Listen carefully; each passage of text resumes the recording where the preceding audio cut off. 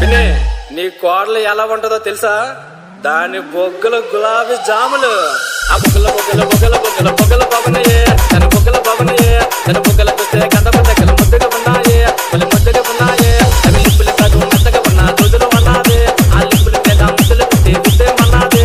నీ పాడలు చూస్తే తాటి మధ్యలో లేతకున్నాదే, ఆ నడుము చూడగానే మనసు లాగుతున్నాదే.